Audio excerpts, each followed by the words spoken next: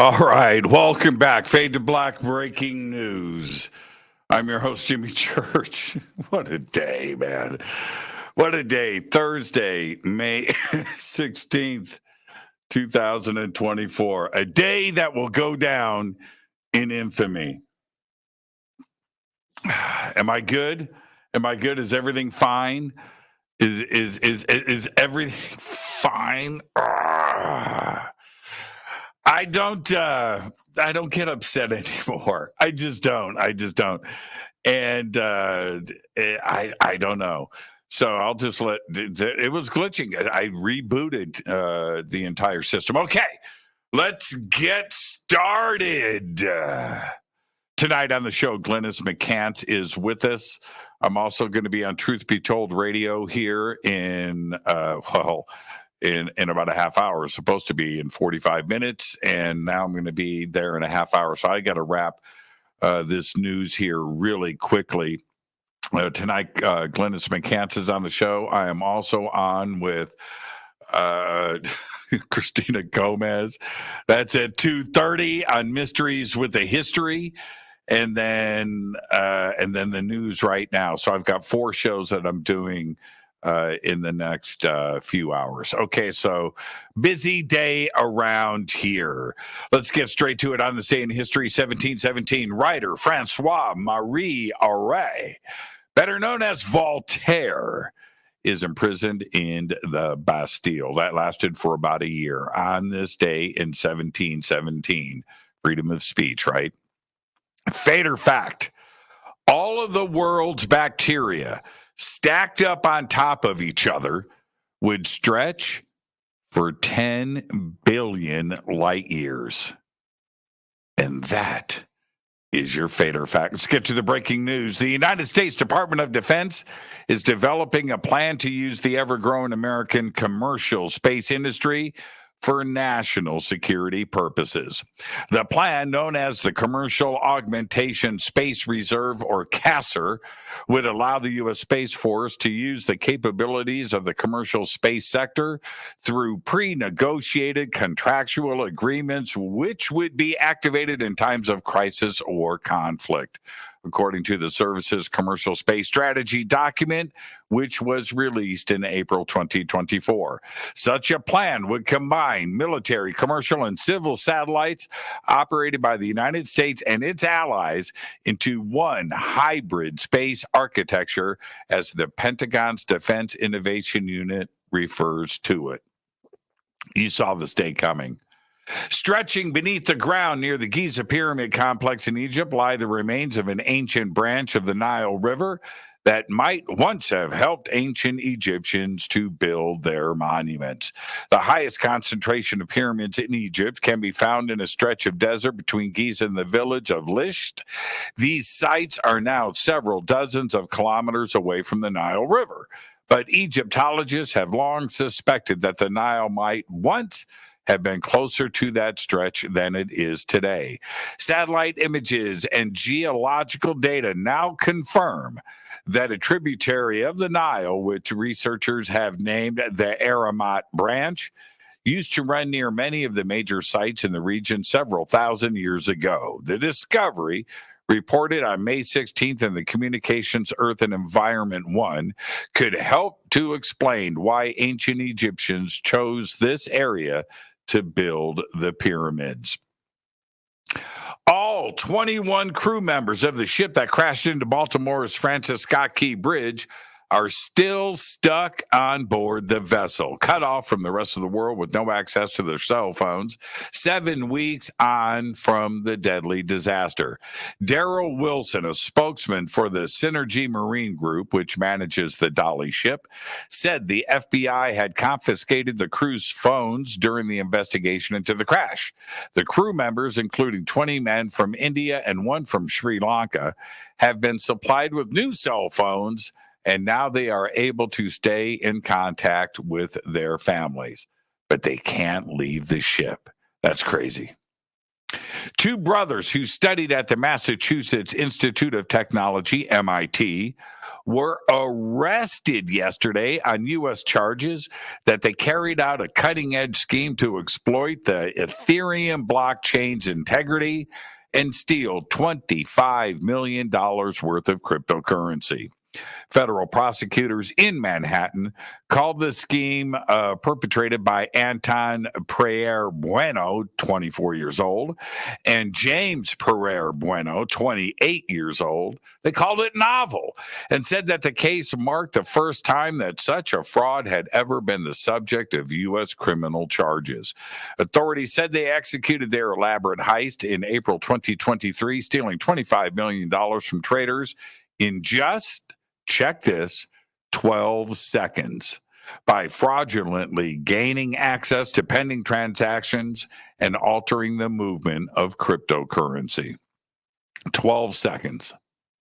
Sony Music warned tech companies not to mine its recordings, compositions, lyrics, and more for any purposes, including in relation to training, developing, or commercializing any artificial intelligence system, in a declaration published on the company's website today.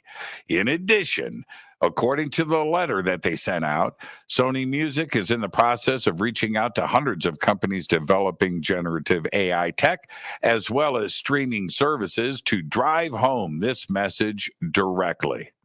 In the letter, it says, and I quote, "Unauthorized use of SMG content in training, development, or commercialization of AI systems deprives SMG companies and SMG talent of control over and appropriate compensation for the uses of SMG content, and it conflicts with the normal exploitation of those works, unreasonably prejudices the legitimate interest, and infringes on our intellectual property and other rights." Strong stuff coming from Sony. It's got to be dealt with now. U.S. federal prosecutors today charged an Arizona woman for participating in an elaborate fraud scheme to help foreign IT workers pose as Americans, get hired by major U.S. companies, and earned $6.8 million in revenue that benefited North Korea.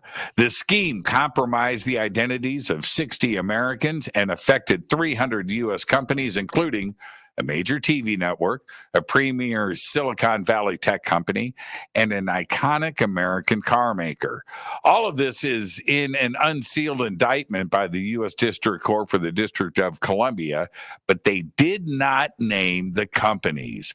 The Arizona woman, Christina Chapman, is accused of running a laptop farm from her home, in which she logged into U.S. company-issued laptops on behalf of the foreign IT workers to trick companies into believing the workers were living in the U.S. At least some of the workers are described as North Korean nationals. That's right. Okay. All right. And finally, I'm going to leave you with this. I was this morning at about 10:30 a.m., I was locked out of Facebook, and I got an email and Facebook. When I clicked into Facebook, got a notification that my page has been locked down and all pages associated with it, and that they will be deleted permanently within the next 24 hours. I was able to, at that point, via the email, click on an appeal button. That took me to the appeal page on Facebook. All that happened was I wasn't able to say anything, ask any questions. They didn't tell me what was going on. The appeals page just said your appeal has been submitted and a decision will be made within 24 hours. And if you can access your page tomorrow, all is good. If not, it and all of your content will be permanently deleted. That's it. That's it. That's it. That's all I got. And so there was an option there to download your content, right? Okay. I clicked on that. It has been compiling the download since 10:30 today. It is now 1:42. That is still not completed. I don't know if it's going to complete. Everything that I have done may just be gone. I don't know what the reasons are. And if there is one account, there's plenty of great accounts on Facebook, but if there's one that has never done anything, it's me. I've never, I just don't do that stuff. I don't do anything. I don't get it. And so I'll find out. I don't know what the reasons are. So I don't have any comment. All I can say is if everything is deleted, okay, I can't get upset. Things are out of your control. There's something you can do. So there's just no point in getting upset about it. I do, feel bad because I use Facebook just to stay in contact with the fans. That's the one thing I use it for. I don't comment about other people. I don't do negative stuff. I don't post anything. So I don't do any of that. But I also keep in touch with my friends and family. Schoolmates from elementary school and high school, all of that stuff, and my family, and posting family stuff and pictures. So that really bums me out. It's a large number of people.